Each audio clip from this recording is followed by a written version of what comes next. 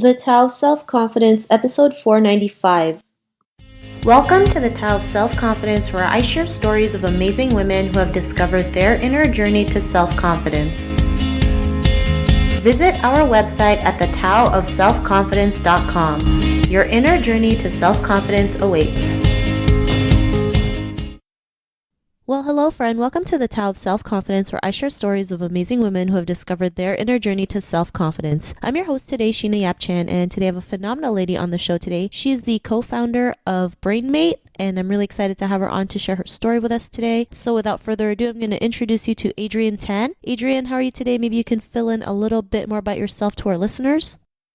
Sure. Hi, Sheena. Thank you for having me on your podcast. I'm a product manager by trade. That's a term that not many people understand. A product manager is essentially a role that exists in many businesses, and our purpose is to innovate, design, develop products and services that essentially customers are willing to exchange some form of value for. I left full-time employment in 2004 as a product manager to start a training and consulting business specializing in product management. And our business, as you said, is called Brainmates. And we're essentially at the forefront of this profession in Australia, leading the charge and improving the overall product management capability in this country.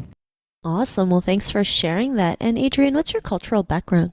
Well, I was born in Malaysia. My parents emigrated from Malaysia to Melbourne, Australia when I was 8. So I've spent most of my life in Australia, over 40 years in Australia.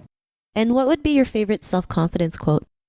I don't have a specific quote, but what I do have is a bit of a story. When I started my business, I was essentially very nervous about selling myself and selling my services to organizations. And and I spoke to a cameraman who happened to also run his own business, and he said, Adrienne, if you don't sell yourself, essentially you'll find yourself in a position where you might be, starving, and you don't want to be starving, not being able to feed your family. So you're going to have to find it somewhere in yourself to start selling.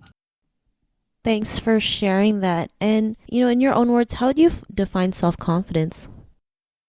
Well, I think it's really essentially a belief in oneself and in definitely one's capability. And it's also a little bit about bravery and, knowing that sometimes you might not have what it takes, where you think you might not have what it takes, but you wear your brave hat and you go out there and forge ahead in any case.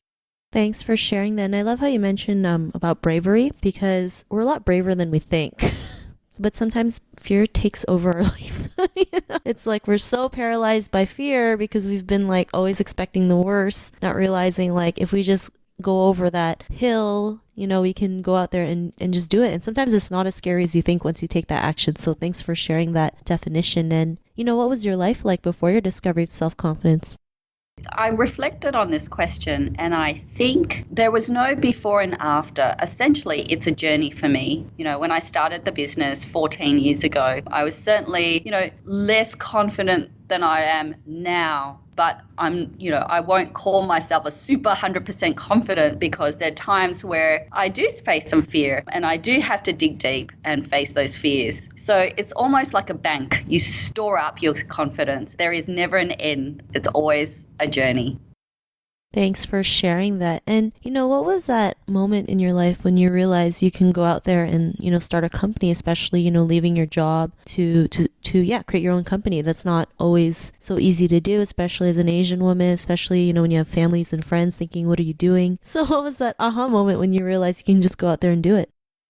It's the fear that you talk about. I think it's facing that fear. And essentially, when I started my business, I thought, what is the worst thing that could possibly happen? And the worst thing that could possibly happen is that I wouldn't get any customers. I wouldn't, make enough to support myself. And then what would I do if that was the case? And then the case, and once you have that conversation, then your fallback position is, well, you know what? You'll go out and get a job and you'll be in the same position as you are now. So it's really about logically thinking through your fears, exposing those, and then answering the question saying, well, what is the worst possible thing that could happen? And most times it's not that bad. So that, I guess, is my aha moment from going from full-time job with a good income to absolutely nothing the next day. But 14 years later, I'm still in it, and it's been a great ride.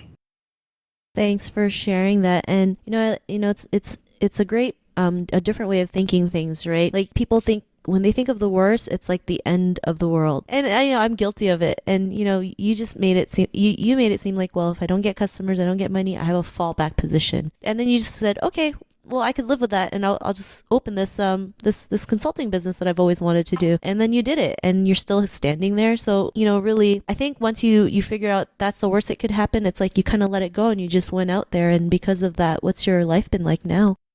Oh, look, I have a great adventure, and I reflect back. Self-reflection is a very big part of my life. And, 14 years ago, I was certainly, at a desk working for one company, and it was a great job. It didn't give me that sense of purpose and that adventure. And now in 14 years, I have the opportunity to travel the world, meet loads of different people in different companies and share my knowledge and skills with them, and something that I would never had the opportunity to do if I didn't start this business.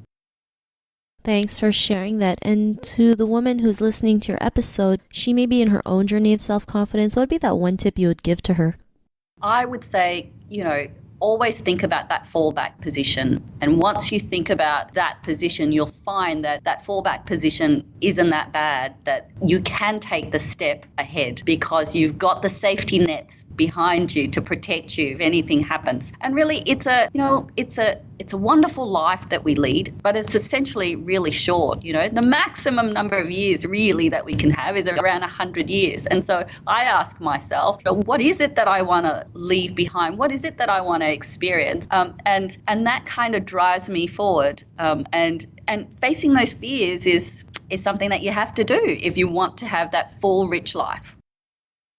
Thanks for sharing those tips. And Adrienne, if our listeners wanted to get to know a little bit more about you and what you do, or check out Brainmate, is there any links or social media profiles we can connect with? Yes, you could go to brainmates.com.au, we're based in Australia, or you can find me on LinkedIn, Adrienne Tan on LinkedIn, or on Facebook, Brainmates at Facebook.